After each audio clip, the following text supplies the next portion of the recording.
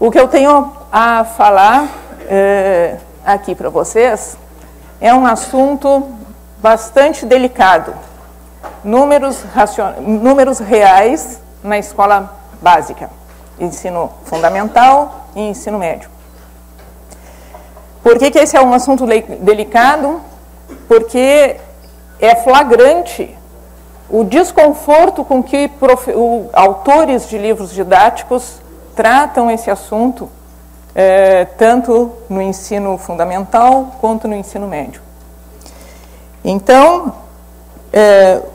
o que eu queria falar nessa primeira palestra é apresentar o que os parâmetros curriculares nacionais dizem a respeito do ensino de números reais, o que fazem os livros didáticos em geral e o que dizem os livros didáticos.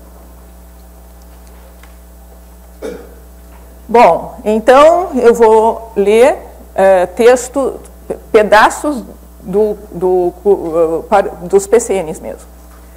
Os currículos de matemática para o ensino fundamental devem contemplar o estudo dos números e das operações no campo da aritmética e da álgebra, o estudo do espaço e das formas no campo da geometria, o estudo das grandezas e das medidas, que permite interligações entre os campos da aritmética, da álgebra e da geometria e de outros campos do conhecimento.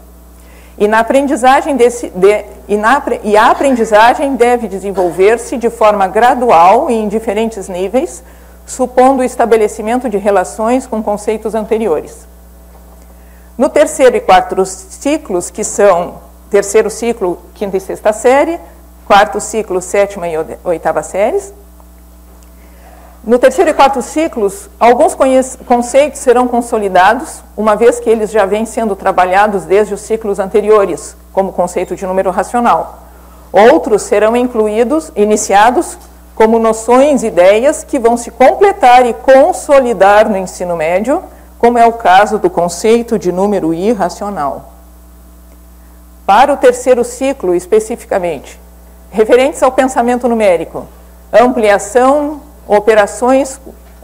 das operações com naturais, inteiros e racionais, compreensão da raiz quadrada e cúbica de um número a partir de problemas como a determinação do lado de um quadrado de área conhecida ou da aresta de um cubo de volume dado, cálculos aproximados de raízes quadradas por meios de estimativas e fazendo uso de calculadoras, obtenção de medidas por meio de estimativas e aproximações e decisão quanto a resultados razoáveis, dependendo da situação problema.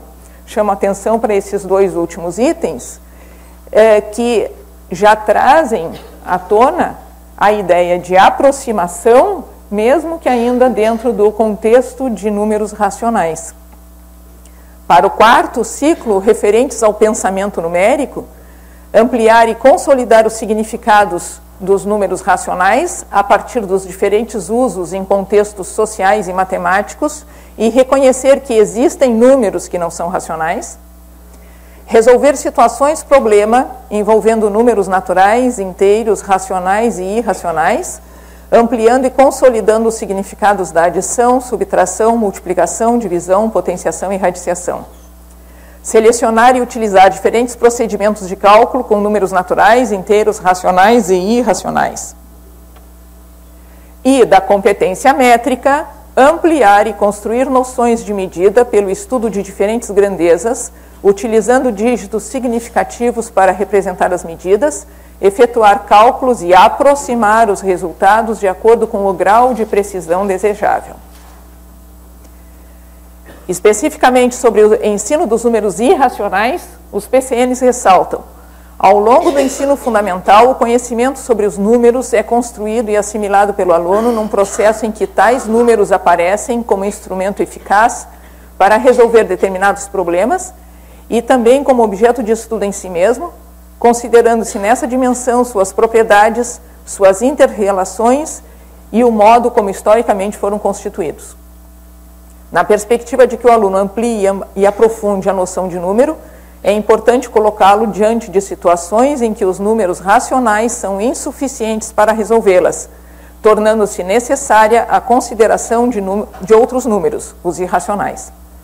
Recomenda-se, no entanto, que a abordagem desses últimos não siga uma linha formal, que se evite a identificação do número irracional com o radical e que não se enfatize os cálculos com radicais, como acontece tradicionalmente.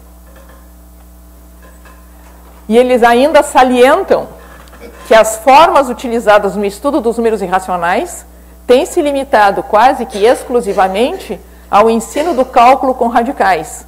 O ensino tradicional dos irracionais tem pouco contribuído para que os alunos desenvolvam seu conteúdo.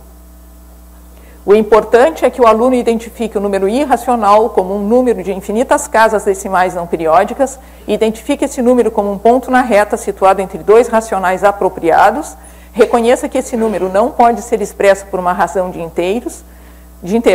Esse trabalho tem por finalidade, sobretudo, proporcionar contra-exemplos para ampliar a compreensão dos números. Então, isso foi tudo que a gente encontrou falado sobre números irracionais e reais nos PCNs. O que fazem os livros didáticos em geral? Bom, aqui um esclarecimento. O que eu vou falar agora, falando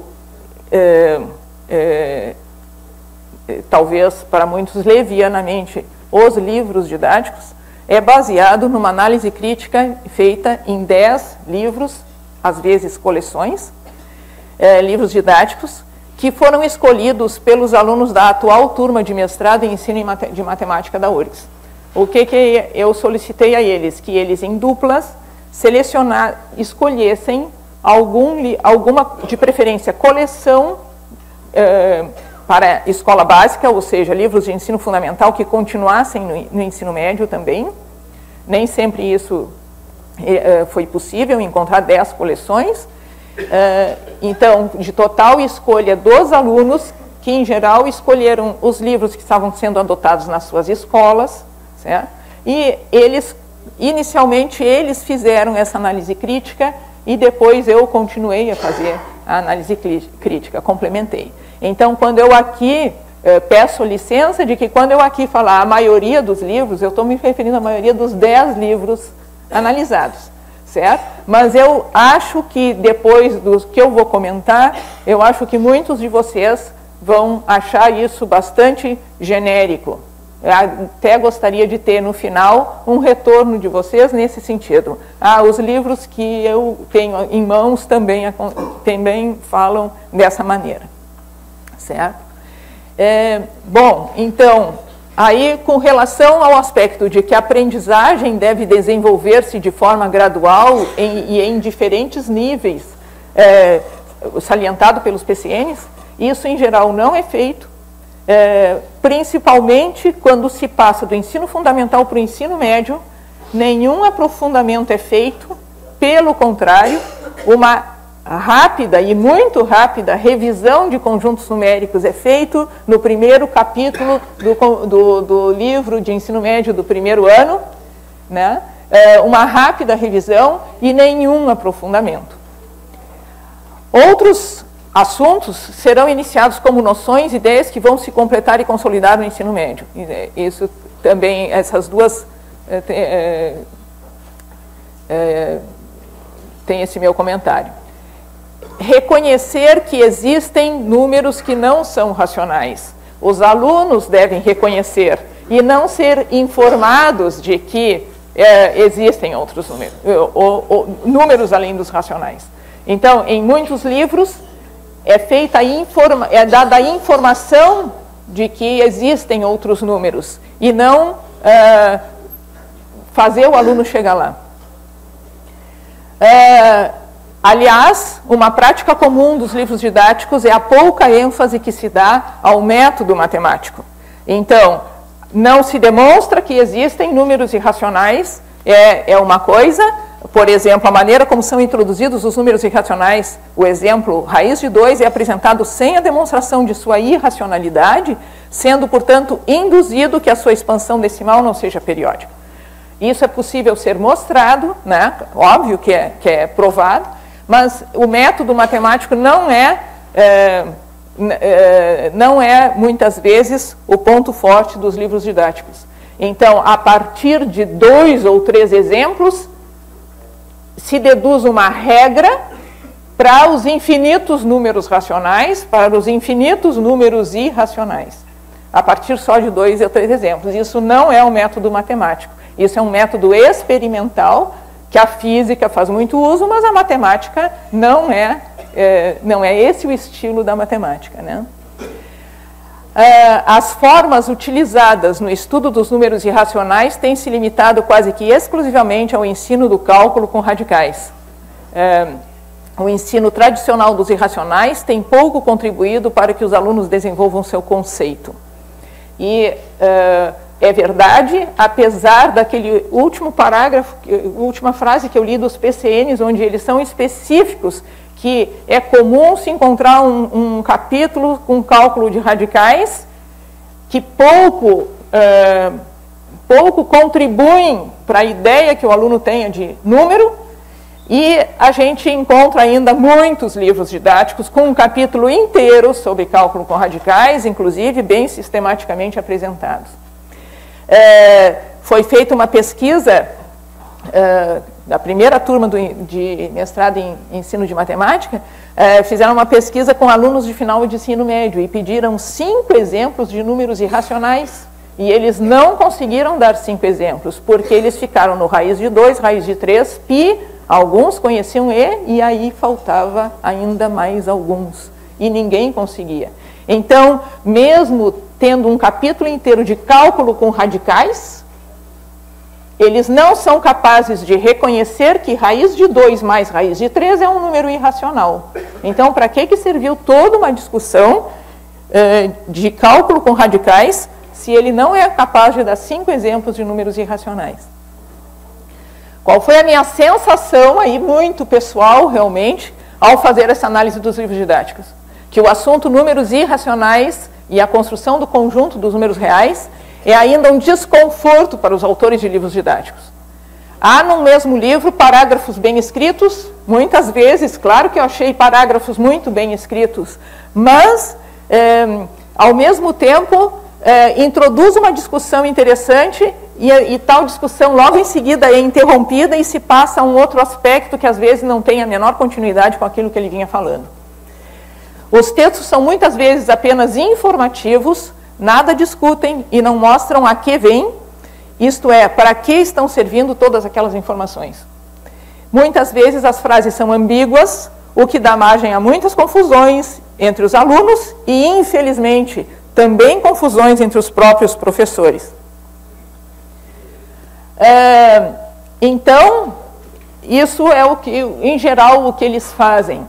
E agora, então, eu gostaria de trazer exemplos, realmente, mencionar exemplos de tudo isso que eu falei. Então, eu dividi, eu acho que em 14 tópicos, digamos, essa análise, mencionando exemplos para discutir com vocês, certo? Então, o primeiro é, afinal, qual é a definição de número irracional que aparece nos livros didáticos. Então, eu dividi isso em 3 grupos de definições diferentes, agrupei em 3 grupos. Primeiro grupo, 2 definições, assim, um número é irracional se não puder ser escrito na forma A sobre B, com AB inteiro e B não nulo. Irracional é um número que não pode ser escrito na forma de fração. Esse é um grupo. O outro grupo fala em representação decimal. Irracional é um número cuja representação decimal é infinita e não periódica. Ou todo número escrito na forma de um decimal infinito e não periódico é um número irracional. E um terceiro grupo fala de medida. Os números irracionais representam medidas de segmentos incomensuráveis com a unidade. Então, tem 3 grupos, na minha opinião, bem diferentes. E aí, qual é a crítica que a gente faz a cada um deles? Primeiro grupo, um número é irracional se não puder ser escrito na forma A sobre B, com A e B inteiros. Bom, o que está pressupondo uma definição desse tipo? Que eu tenha um conhecimento amplo de número, certo? e que eu saiba que existam números que não podem ser escritos dessa forma. Então, pressupõe um conhecimento da existência de outros números e, além disso, uma maturidade suficiente para pegar um número e conseguir mostrar que ele não é da forma A sobre B. Uma coisa bem, digamos, inatingível a princípio para um aluno, se não for bem trabalhado. Pior do que isso é que números imaginários também não podem ser escritos na forma de fração e nem por isso são irracionais. Por exemplo, a mesma demonstração que vocês usarem para mostrar que raiz de 2 não é racional, vocês podem usar para mostrar que o número imaginário i não é racional. Não é racional. A mesma demonstração serve, mas isso não significa que o número imaginário i é irracional, né? Bom, e ainda autores que usam essa definição, eles definem reais como união dos racionais com os irracionais dados por essa definição. Portanto, a unidade imaginária i está lá dentro, como número real também. Certo? Segundo grupo, irracional é um número cuja representação decimal é infinita e não periódica. Aí, a mesma coisa, pressupõe o conhecimento da existência de outros números, além dos racionais. E ali em cima diz, irracional é um número cuja representação decimal é infinita e não periódica. Está sugerindo que todo número tenha uma representação decimal. O que não é verdade. Alguém conhece a representação decimal de 1 mais i, por exemplo? Né?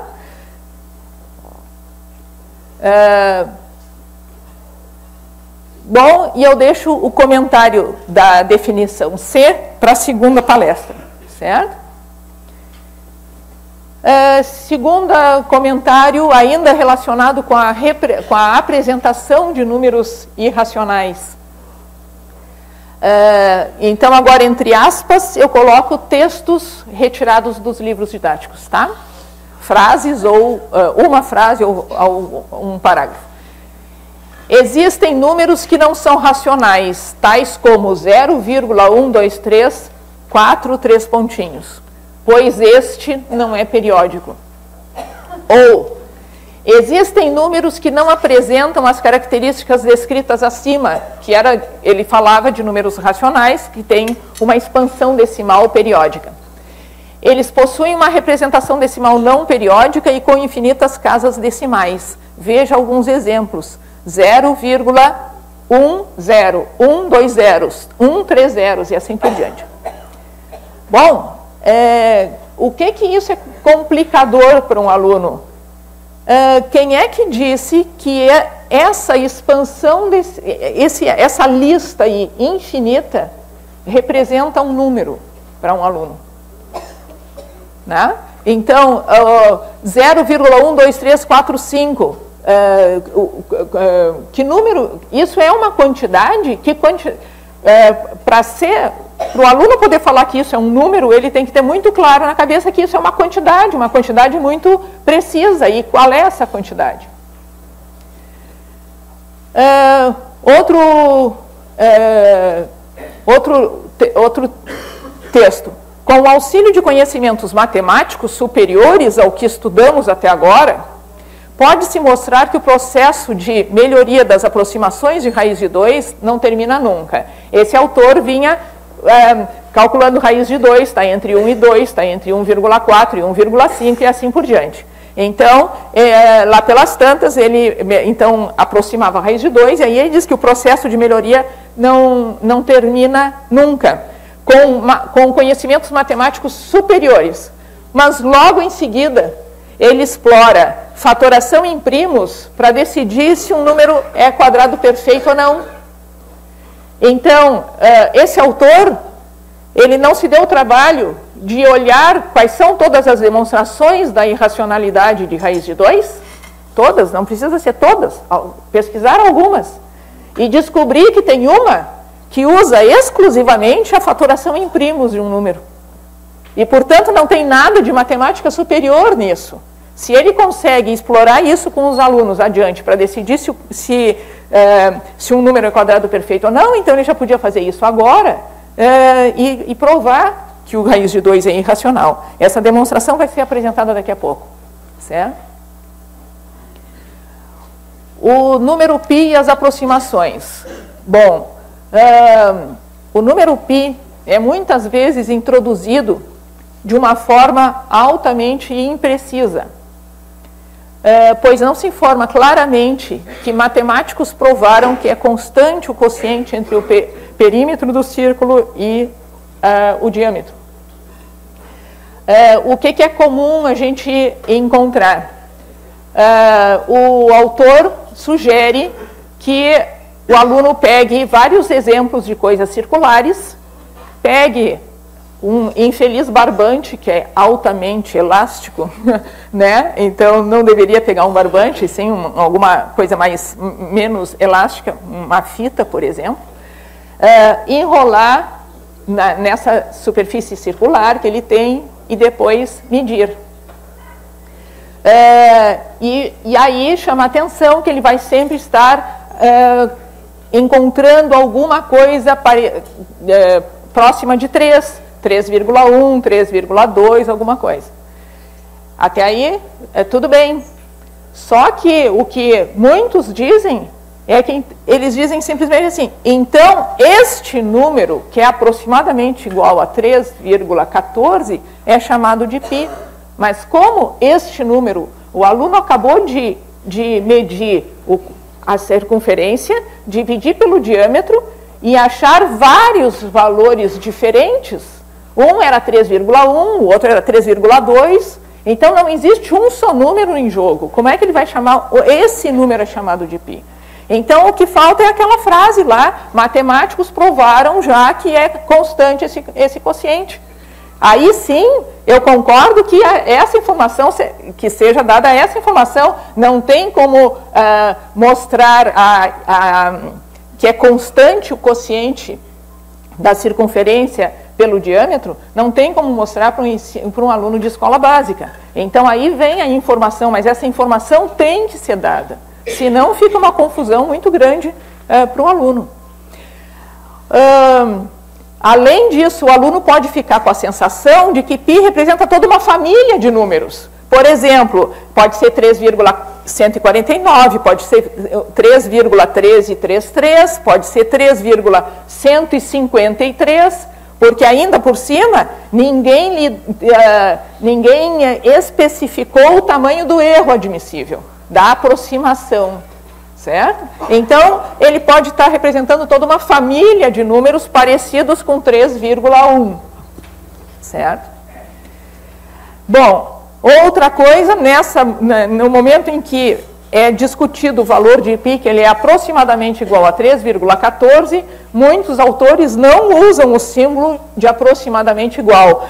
Desculpem, aqui no PowerPoint eu só achei esse símbolo para aproximado. Tá?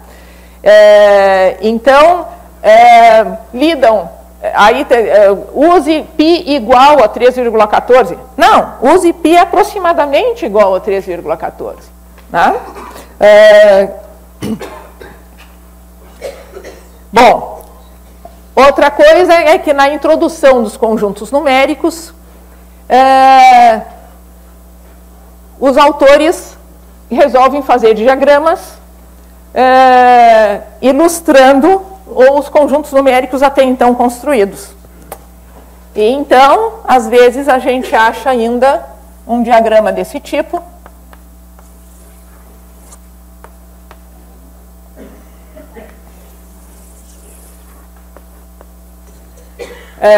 O que está sendo sugerido aqui? Que quando eu tenho uma região que engloba a anterior, é porque ela contém aquela anterior, né? E aí eles fazem isso aqui. E isso tudo é R. Então, o que eles estão sugerindo? Que os irracionais contêm os reais. Nunca viu?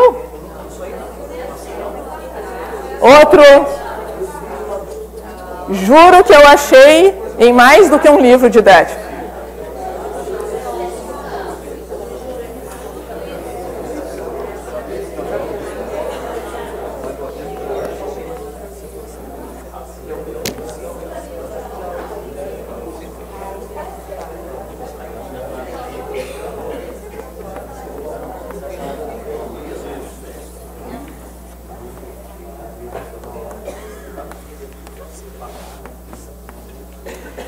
E esses são outros dois diagramas que apareceram nos livros, certo?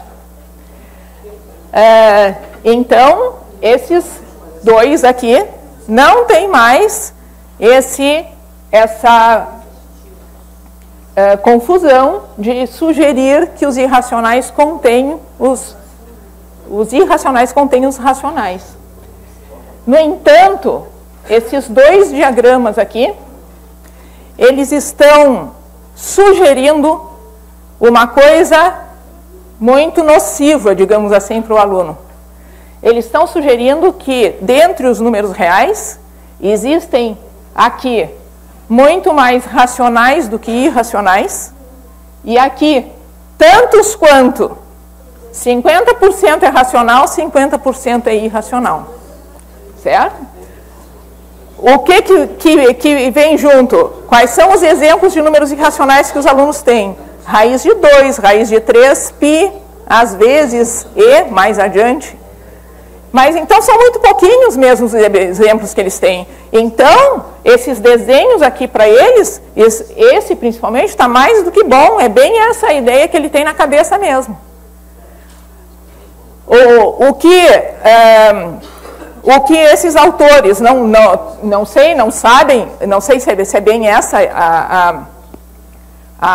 o que acontece, é que os números irracionais são muito maiores do que os números racionais, a tal ponto que, se eu sortear um número real, a chance que ele tem de ser irracional é de 100%, e de ser racional é de 0%, de tão pequenininho que é o conjunto dos números racionais frente ao conjunto dos números irracionais. Além disso, raiz de 2, raiz de 3, são exemplos de irracionalidades muito particulares. São irracionalidades quadráticas, que são um pequeno subconjunto de um conjunto bem maior, que são os números algébricos. E os números algébricos são as irracionalidades algébricas. E as irracionalidades algébricas são um conjunto muito pequenininho dentro de todo o conjunto dos números irracionais. O que sobra dos números algébricos para os irracionais são os números transcendentes, e esse sim, de novo, ele é muito maior do que o conjunto dos números algébricos. Então, e qual é o número transcendente que se dá para o aluno? Π, só um exemplo de número transcendente. Então, o aluno não tem realmente essa dimensão de que, na verdade, π é um representante da maior classe que tem de números reais, que é a dos números transcendentes. Certo? Bom,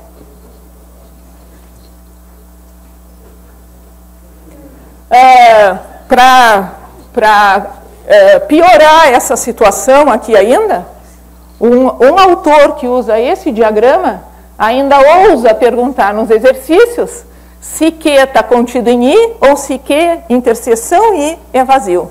Então, por um lado, na teoria, ele sugere que vai ser vazia a interseção, e por outro lado, pelo desenho, ele sugere que um está contido dentro do outro.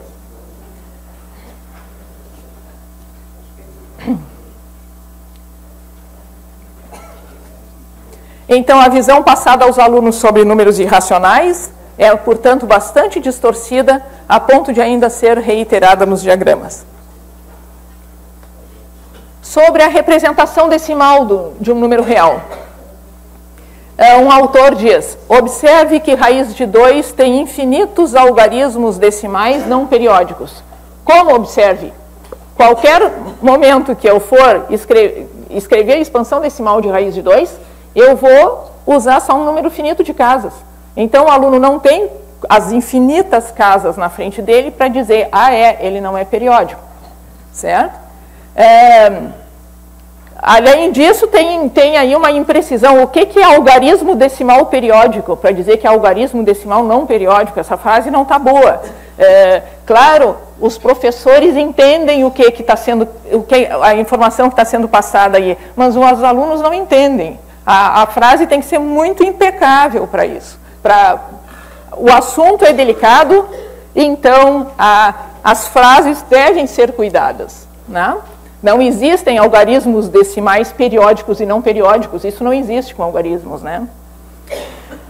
Bom, então, os autores que não provam que raiz de 2 é irracional, desculpem, os autores que não provam que não existe um racional que elevado ao quadrado dá 2, eles têm a tendência, 2 livros analisados realmente o fazem, de afirmar raiz de 2 não tem representação decimal periódica, por isso é um irracional. Quando, na verdade, é exatamente o contrário. Ele é um irracional, por isso ele não tem representação decimal periódica, né? Então, como é que, então, se fosse assim a frase, se ele estivesse certa, como é que seria a demonstração de que raiz de 2 não tem representação decimal periódica? Um outro autor, na calculadora, Helena calculou aquele número lá como valor de raiz de 50. Raiz quadrada, o símbolo também não está muito bom aqui.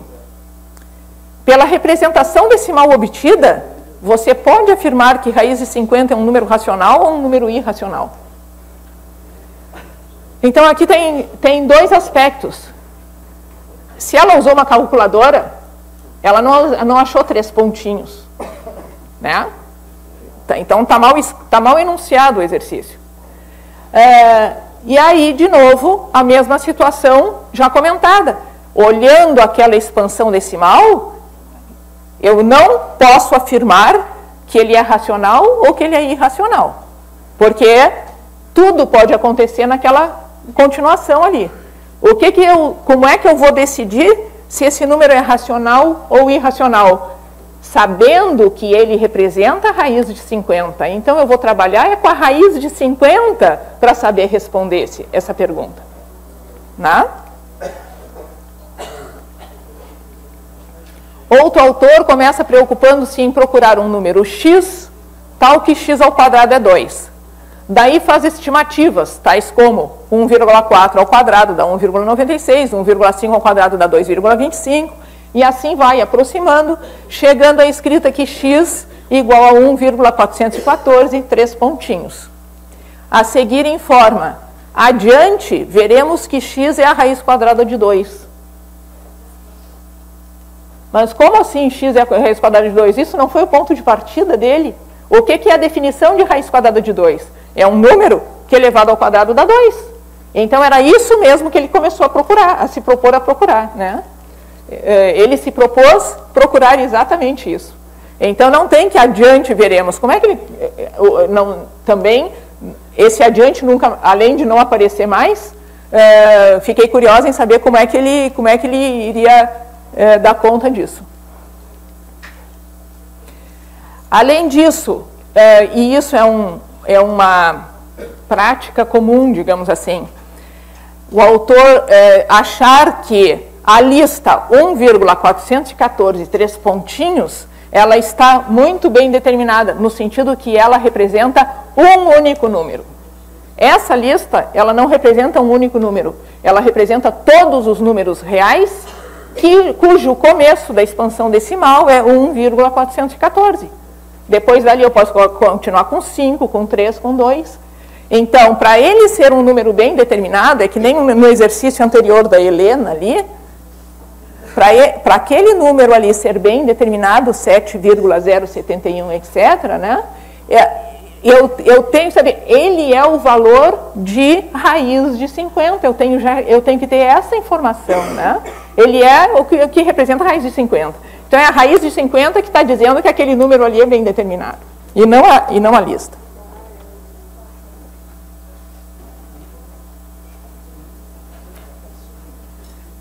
Aí um outro texto.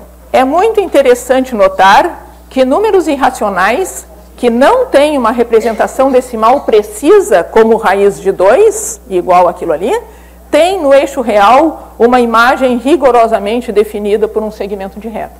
E aqui, de novo, se está dizendo que aquela lista ali é a lista do raiz de 2, então essa lista aí está muito precisa. Ela está tão precisa que eu sei dizer quem é o dígito seguinte depois do 3 ali, e vocês também sabem. né? Então, não é uma representação imprecisa. Se eu dou a informação de que aquele número representa a raiz de 2. Um outro exercício. Escreva em seu caderno o número cuja parte inteira é 0, a parte decimal é formada por um algarismo 1, 2 algarismos 2, 3 algarismos 3 e assim por diante. Este número é racional ou irracional? Como e assim por diante? O que eu faço depois de 9 algarismos iguais a 9? Acabaram-se os algarismos, o que a gente faz? Né? De novo, vocês podem dizer, isso aí é só um jeito de falar, ela errou, o termo adequado não era algarismo. É verdade, mas para um aluno, o que eu estou querendo chamar a atenção é que também, no meio de algumas coisas que são erradas de fato, tem outras tantas coisas que são confusas. E isso é muito prejudicial para o aluno, né? Sobre a ordem em R. O que acontece quando os livros didáticos falam de números racionais e sua expansão decimal periódica? Muitos deles evitam a dízima periódica de período 9. E quem faz isso pode ser levado a alguns enganos, como o texto a seguir, que fala de como é que eu ordeno os números reais dados pela sua expansão decimal. Aritmeticamente, vamos analisar alguns exemplos. O 2,195 é menor do que o 3,189 3 pontinhos, porque 2 é menor do que 3. O 4,128 3 pontinhos é menor do que o 4,236 3 pontinhos, porque o 4 é igual a 4 e o 0,1 é menor do que o 0,2. E o 5,672 3 pontinhos é menor do que o 5,673 3 pontinhos, porque o 5 é igual a 5, o 0,6 é igual a 0,6, o 0,07 é igual ao 0,07 e o 2 milésimos é menor do que 3 milésimos. E o que acontece aqui? O que acontece aqui é que no último exemplo, ele foi comparar o último dígito conhecido, e eles diferem só por uma unidade, então não dá para excluir a possibilidade de esse primeiro número ser esse cara aqui, ou seja, periódico de período 9, certo? E o outro ser 5,673, periódico de período 0, e, portanto, eles são iguais, e não um menor do que o outro. E por que os anteriores, então, não estavam errados? Os anteriores não estavam errados porque, quando os dígitos não coincidiram, eu ainda conhecia o próximo dígito. E eu sabia que não ia acontecer uma situação desse tipo. Né? Ainda relacionado ao assunto dízimas periódicas, no que diz respeito à fração geratriz, um autor escreve: todas as dízimas periódicas possuem fração geratriz.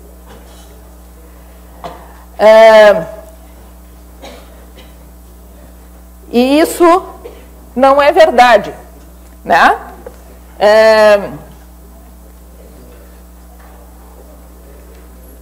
Muitos autores apresentam a recuperação da fração geratriz com a seguinte receita. Eu chamo de receita. Eu quero saber quem é o x que dá 0,333 3 pontinhos.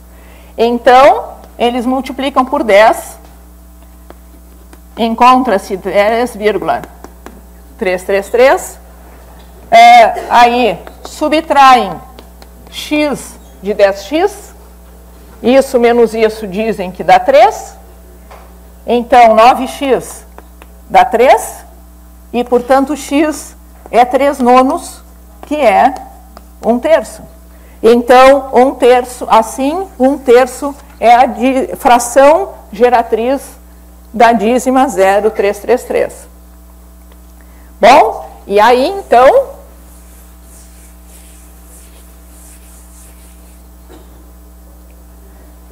o que acontece com o 4999? Se eu vou fazer a mesma receita.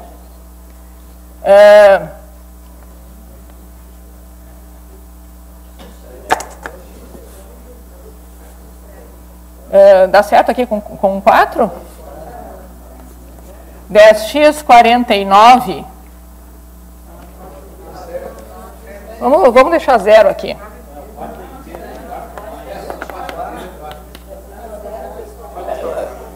Tá, vamos deixar assim.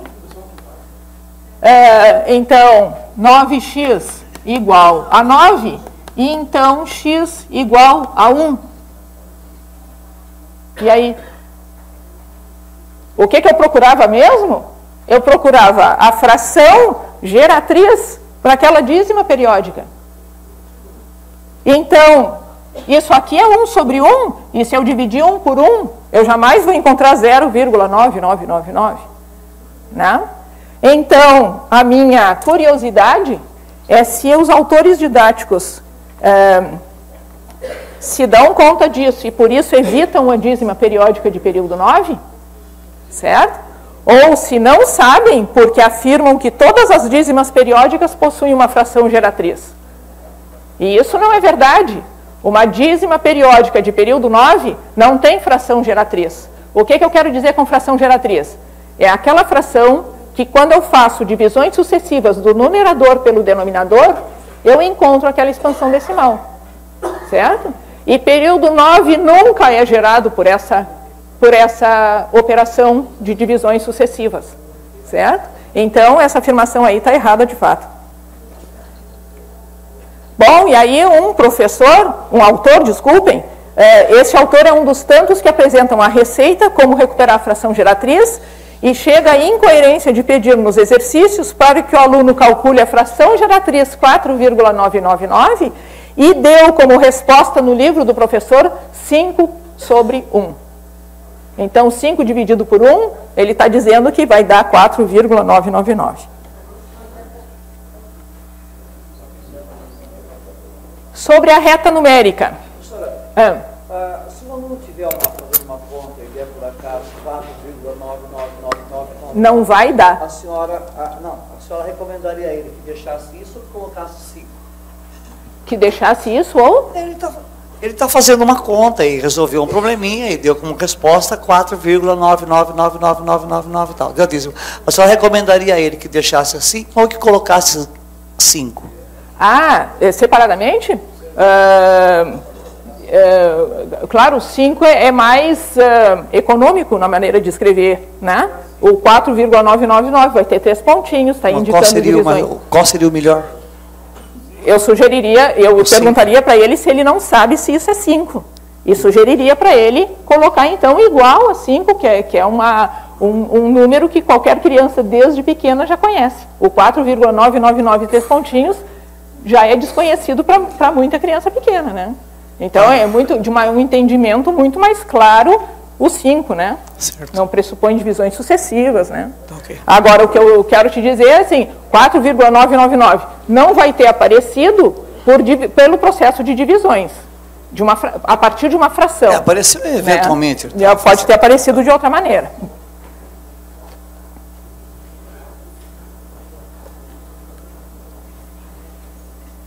Sim, sobre a reta numérica. Então, o que eu quero dizer com a reta numérica? Muitos autores começam já, quando introduzem inteiros, eles colocam uma reta localizando os inteiros e depois começam a localizar racionais. E essa é o que a gente está chamando de reta numérica, certo? Aí um autor diz assim, como entre dois racionais sempre há um outro número racional, não é possível escrever todos os elementos do conjunto Q dos números racionais. E isso está mal.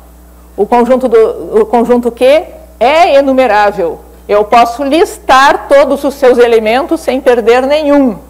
E isso é o que diz a enumerabilidade. Análogo em outro livro, como sabemos, não se podem representar na reta numérica todos eles, se referindo aos racionais. Pois entre dois números racionais existe uma infinidade de outros números racionais. Isso é verdade, entre dois racionais existem uma infinidade de números racionais. Mas isso não quer dizer que eu não sei representar cada um desses números racionais na reta. Certo? Esse todos aí está muito confuso para um aluno.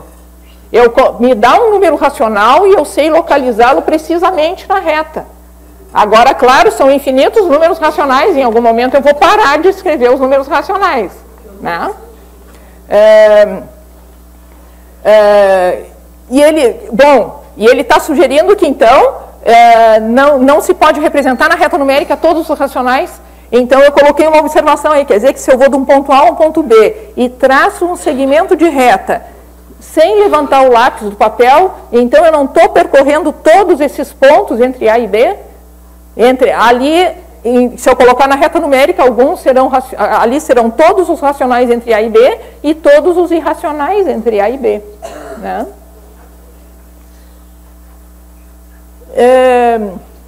Eu tinha uma outra coisa para falar lá em cima.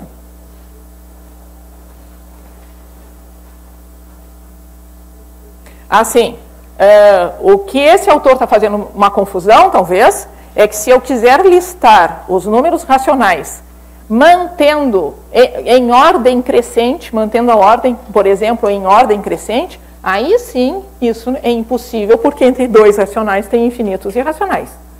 Certo? Mas para listar, é possível listar todos os racionais? Sim, só que eu não vou listá-los em ordem crescente, nem decrescente. Outro texto. Os reais podem ser representados por uma sequência de pontos em uma linha reta chamada reta numérica.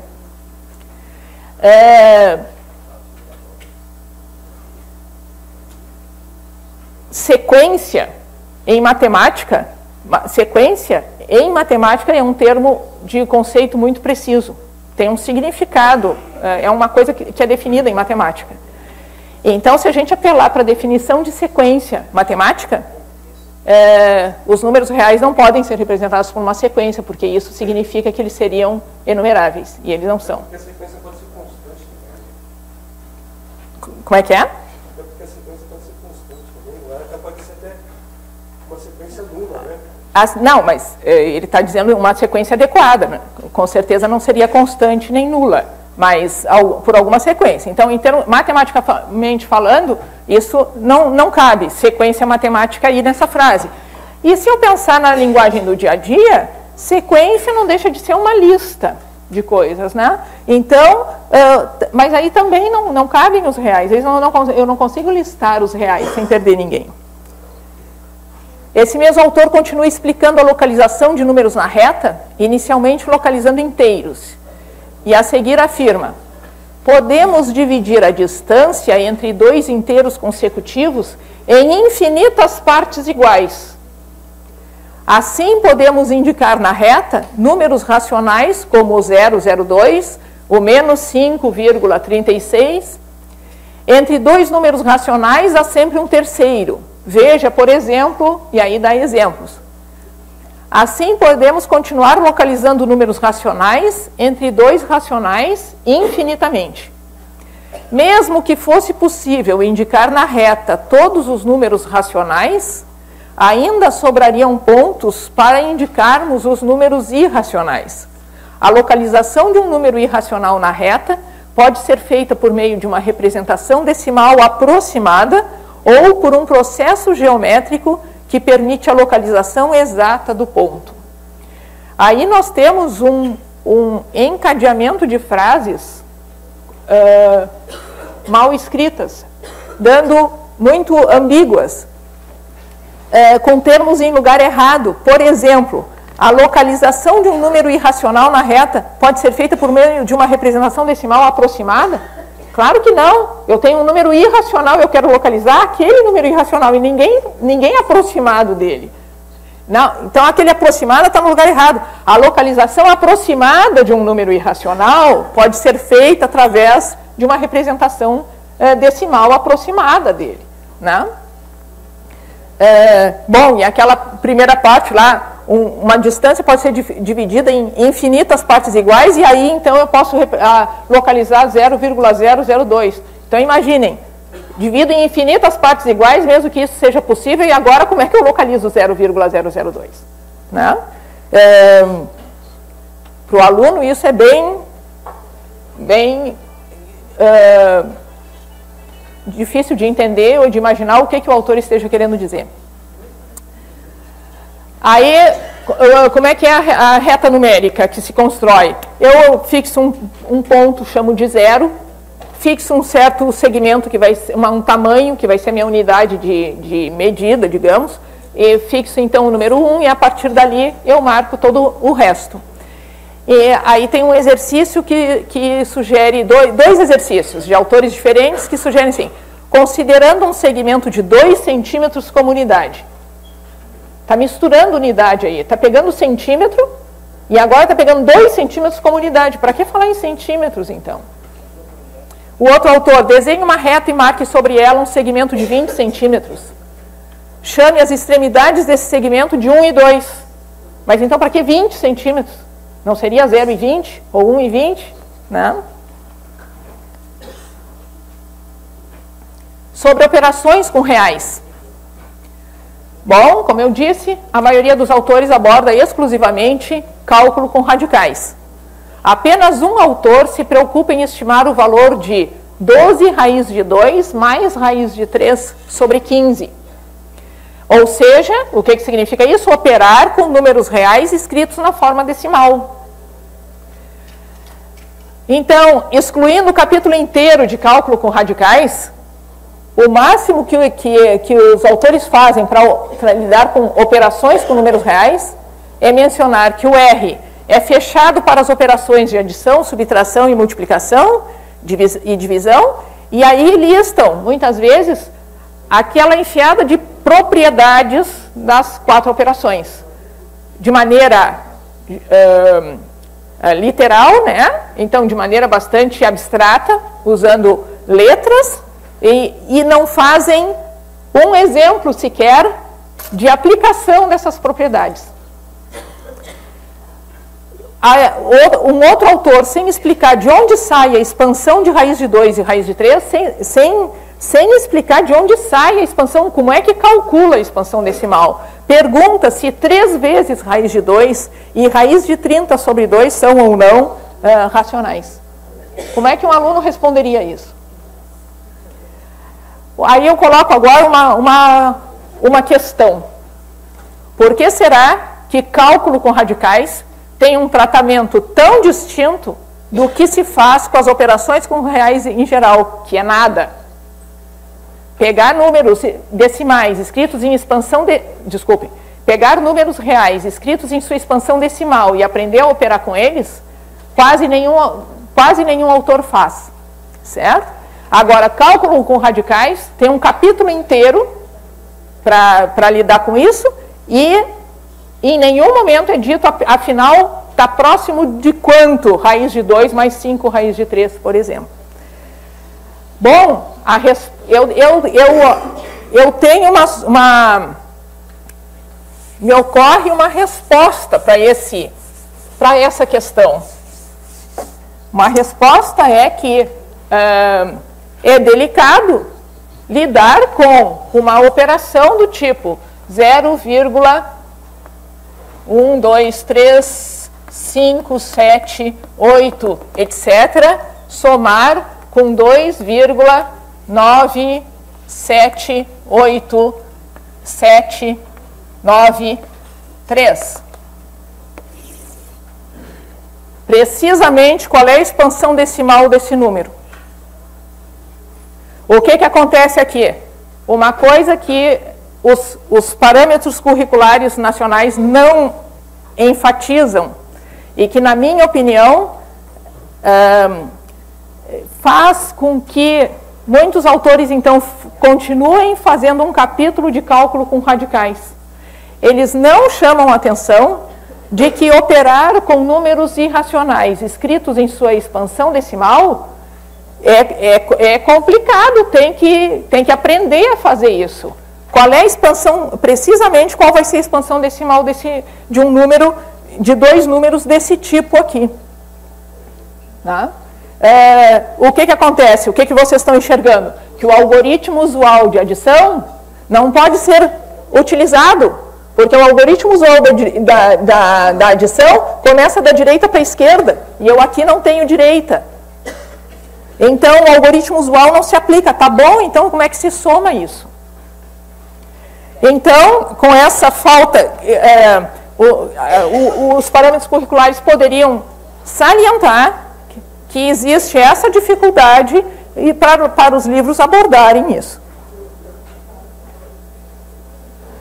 Dentro do capítulo de cálculo com radicais, além de só listar as regras de operações com os mesmos, sem prová-las, um autor lista de forma incompleta que quando multiplicamos ou dividimos o índice e o expoente por um mesmo número natural não nulo, obtemos um radical equivalente ao primeiro. Então, falando só que pode dividir por qualquer natural não nulo, desde que seja o mesmo, então um aluno pode estar legitimado a escrever isso aqui. Concorda? O que não faz o menor sentido, mas está legitimado por essa forma, por essa regra aí. Eles são dois radicais equivalentes. Aliás, pergunto, por que falar em radicais equivalentes? Por que não dizer de simplesmente números reais iguais? Né?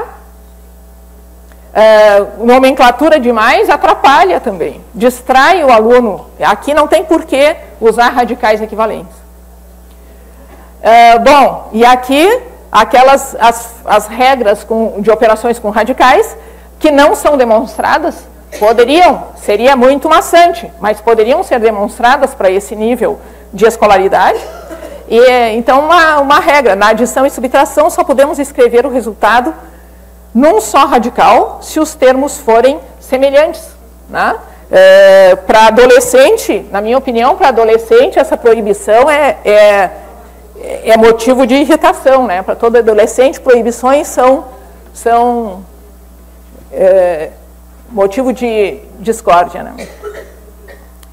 Sobre racionalização, dois autores escrevem: encontre a fração equivalente à raiz de 2 sobre 2. O outro: lembre que uma fração não se altera quando multiplicamos numerador e denominador pelo mesmo número diferente de 0. E aí dá como exemplo 1 sobre raiz de 3, né? Como se isso fosse fração.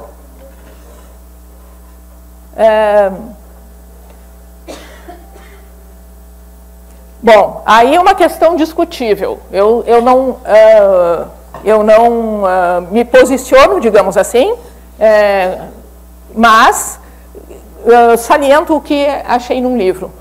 O autor explicava o que era racionalização, e aí tinha uma tirinha, um desenho, e um menino, então, dizendo assim: para esse tipo de cálculo, de racionalização, eu prefiro mesmo usar a calculadora. E aí embaixo, o autor, então, escreve: hoje em dia, com a presença das calculadoras, essa técnica não tem tanto uso, a técnica de racionalização. E aí eu peguei uma calculadora de 1,99, né, e calculei 1 sobre raiz de 2, deu aquele número. Raiz de 2 sobre 2, deu aquele outro número. Então, uma pergunta bom, qual dos dois é mais próximo do valor 1 sobre raiz de 2, por exemplo? Não?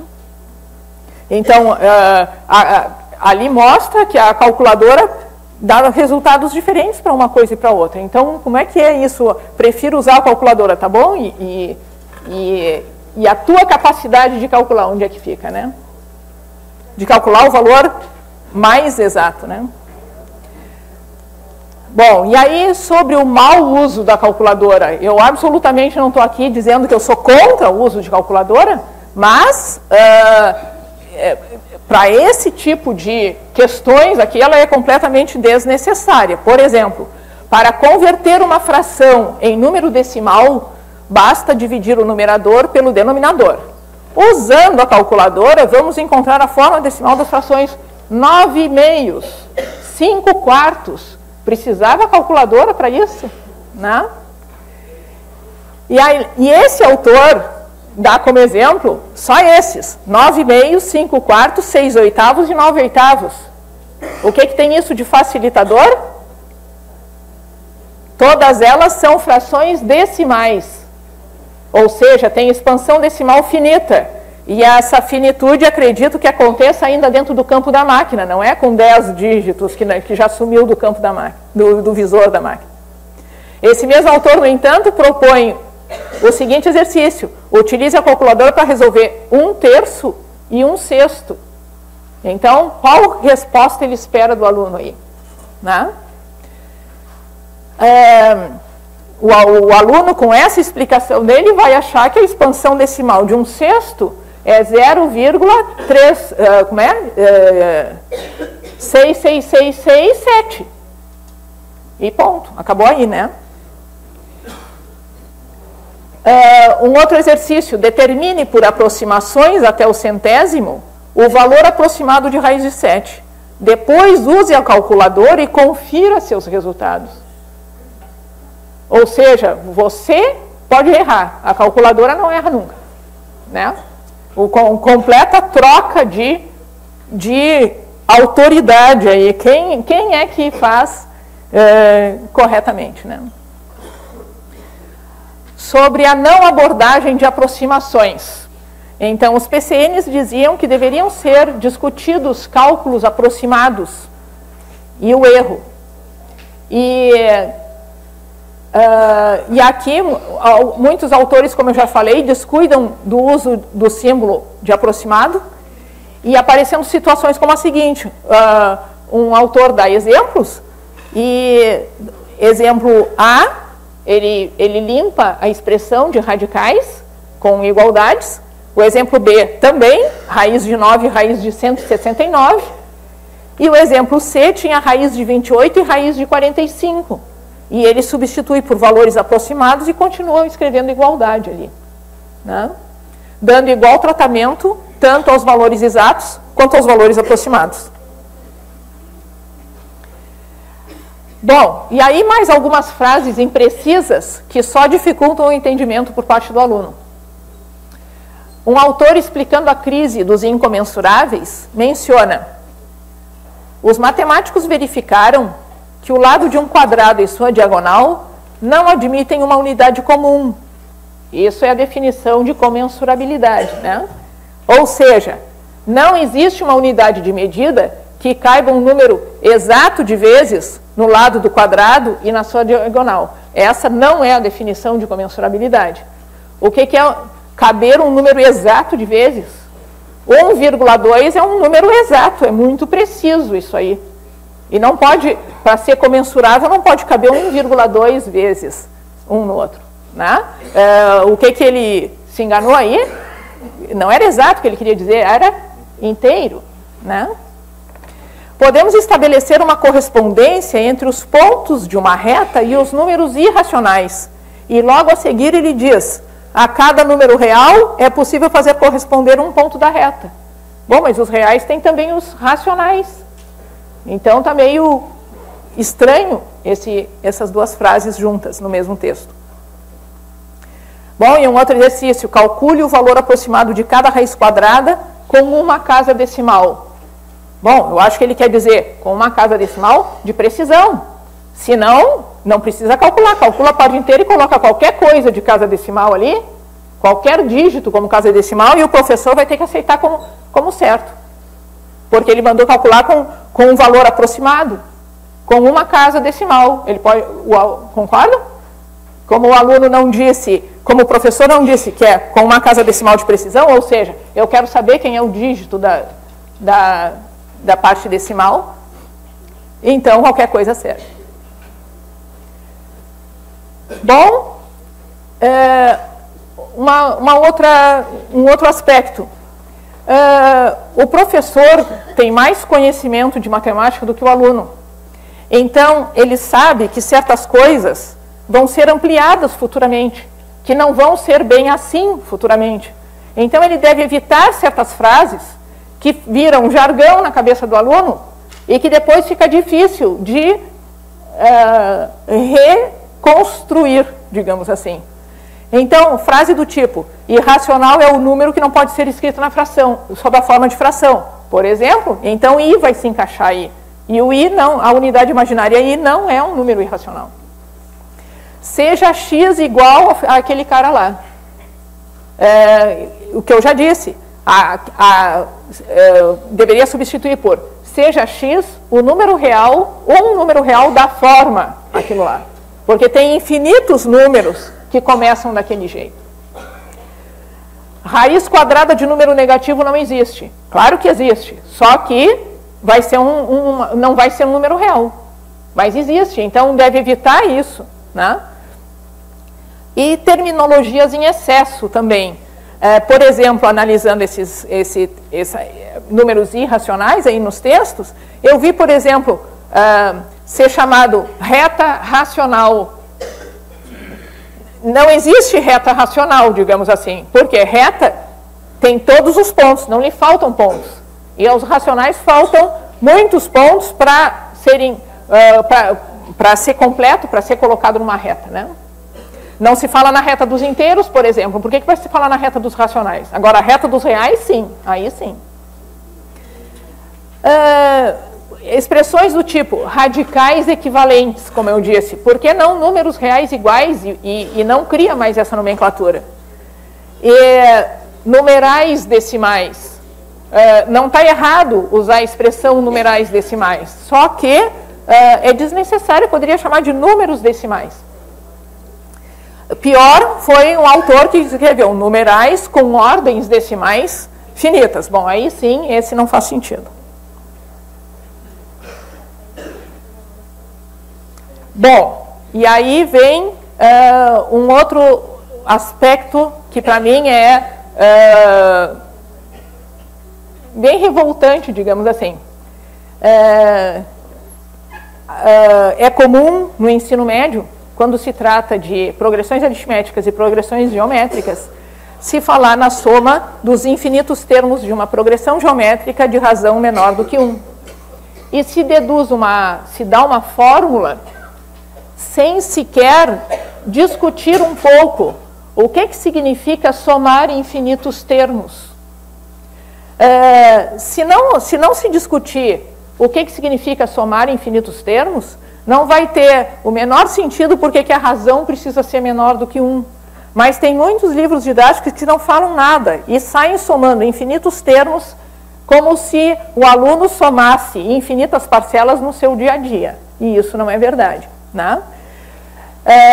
Então, sempre faço a campanha de que quando um professor vai falar na soma dos infinitos termos de uma progressão geométrica, ele discuta um pouco o que significa somar infinitas parcelas. Às vezes isso tem um sentido numérico e outras vezes não tem. Como, por exemplo, soma 1 mais 2 mais 3 mais 4 mais 5, isso não vai ser um número.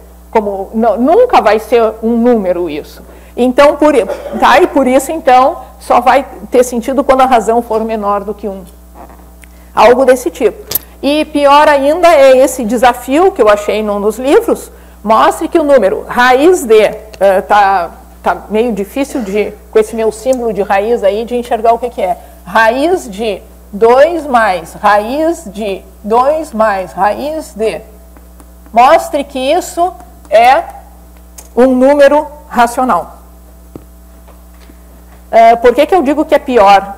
Porque quando eu estou somando os infinitos termos de uma PG de razão menor do que 1, eu começo a somar coisas cada vez menores, certo? Então, sugere para o aluno que talvez isso venha a ser um número de fato, uma quantidade finita de fato. Agora, quando eu extraio raiz de 2 é 1,400 alguma coisa. É maior do que 1. Então, a princípio, pode dar uma olhada ali e achar que está somando coisas que cada vez são maiores do que 1. Então, é como se estivesse somando 1 mais 2 mais 3, quem sabe? Né? Então, nesse sentido, eu acho que é mais complicado esse exercício de fato. O que eu imagino que esse autor esteja esperando? Ele esteja esperando uma regra desse tipo aqui sendo usada nessa situação. Esqueci de falar por que eu critico essa receita aqui. Eu critico essa receita porque, de novo, isso aqui é um processo de divisões de infinitas etapas, né? E quem é que diz que quando eu multiplicar... Eu engoli uma coisa aqui, né? Quando eu multiplicar por 10, a regra de multiplicação de decimais por 10 vai se manter mesmo com os 3 pontinhos. Isso não foi demonstrado. Como é que a senhora mostraria para o aluno de sexta série a obtenção da fração geratriz, por exemplo, de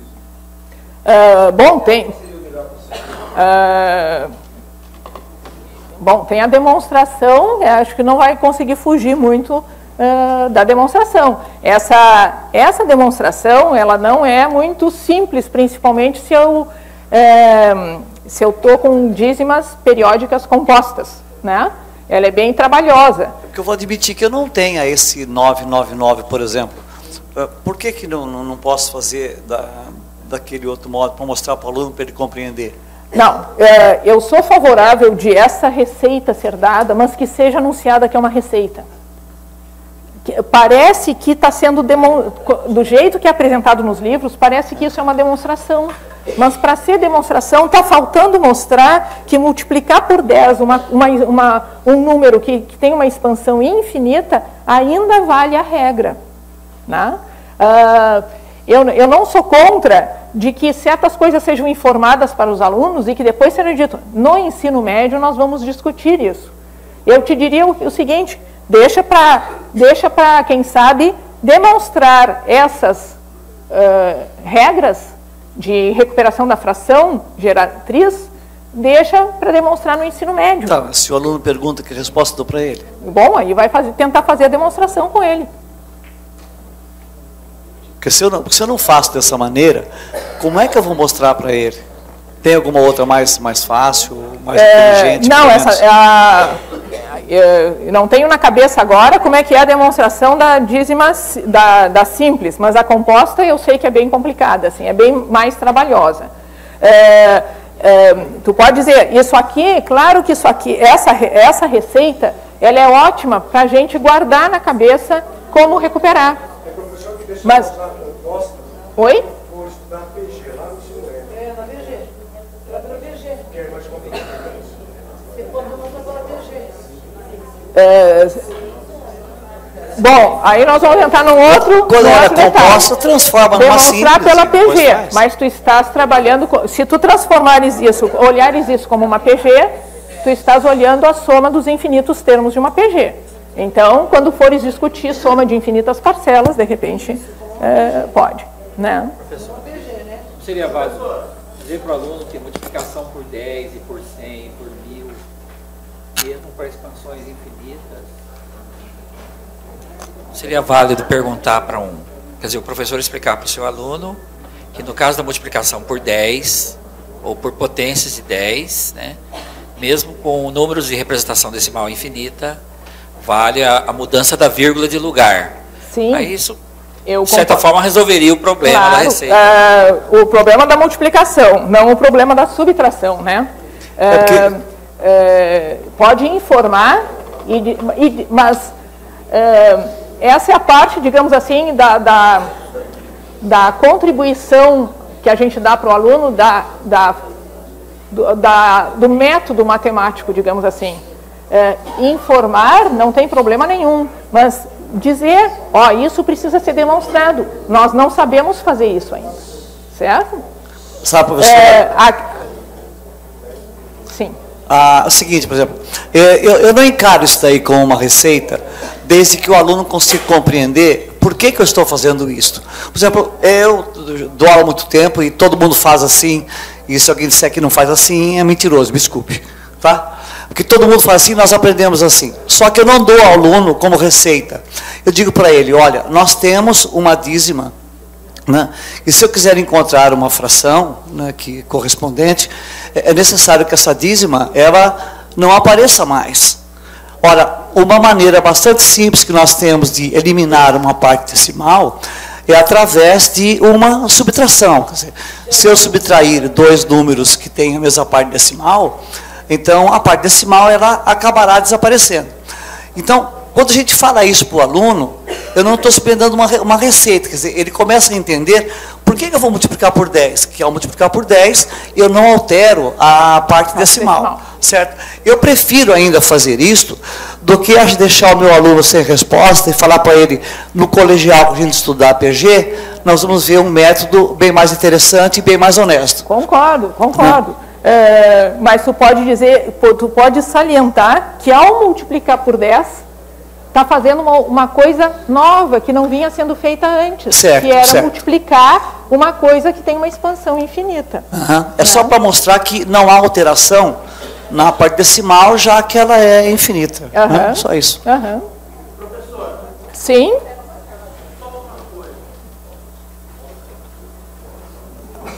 Sim. Esse trabalho que foi apresentado sobre os livros, eu tive assim o prazer de trabalhar com o professor Jairo Lopes aqui da PUC de São Paulo, onde no meu mestrado eu fiz uma pesquisa também sobre livros didáticos, envolveu, que era o uso da pesquisa. Só que nós não abordamos esses temas, assim, a gente não chegou nessa profundidade.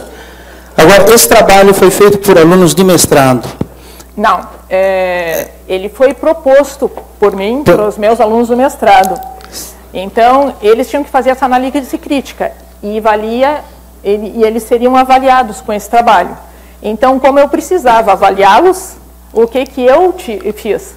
Eu peguei os livros que eles escolheram, li primeiro os livros, eu fiz a minha análise crítica, escrita toda, para depois pegar a análise crítica que eles fizeram e comparar para então avaliar o trabalho deles. Certo. Então, o que eu estou apresentando aqui é o resultado final da minha análise crítica. Da pesquisa. Da minha pesquisa, não da análise dos alunos.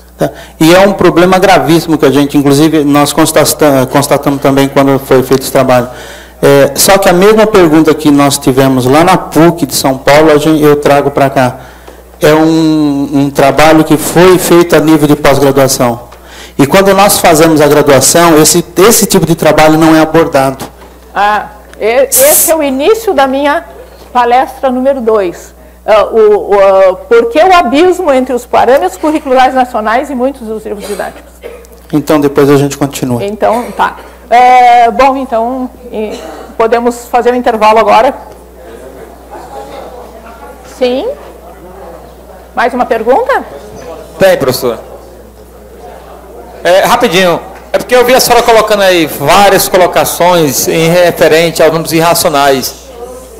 E eu estava esperando, então, ali exposto alguma definição sobre o realmente correto, então a senhora colocar aqui para a gente, então, a definição dos números irracionais.